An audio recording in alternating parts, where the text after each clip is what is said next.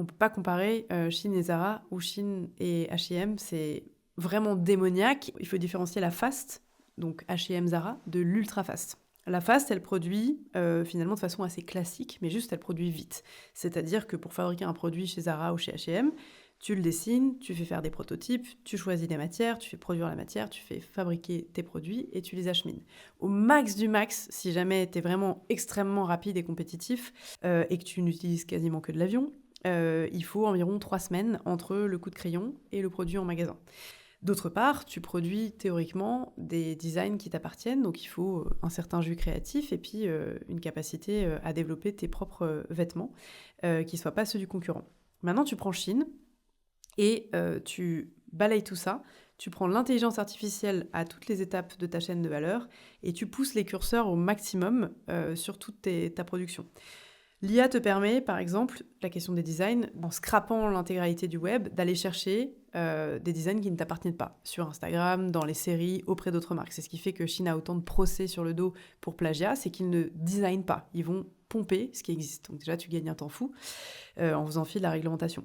Ensuite, avec une autre IA, tu vas propulser sur ton site web des modèles que tu n'as pas encore produits. Tu vas les mettre sur des faux mannequins, tu vas faire des faux shootings, donc là aussi économie de temps maximale. Et surtout, ce que ça permet de faire, c'est de mettre en avant des produits, donc des références qui ne sont pas produites, qui n'existent pas physiquement, mais de voir quelle est l'attractivité du consommateur sur le produit.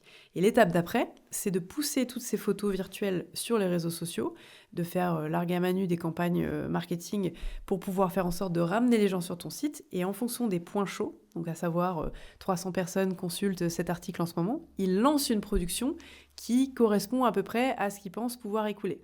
Ce qui fait qu'effectivement, ils ont théoriquement un peu moins d'invendus que les autres, mais étant donné qu'ils produisent 4 milliards de vêtements, même 5% d'invendus, ça reste quand même des centaines de milliers de pièces.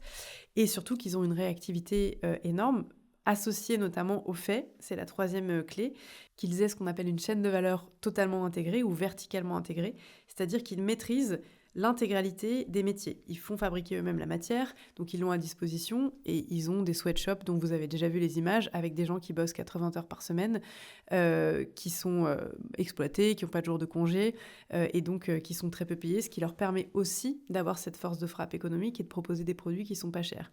Et ensuite, effectivement, ils affrètent à peu près 600 avions cargo, Chine et Temu réunis, pour l'Europe, seulement l'Europe, chaque nuit.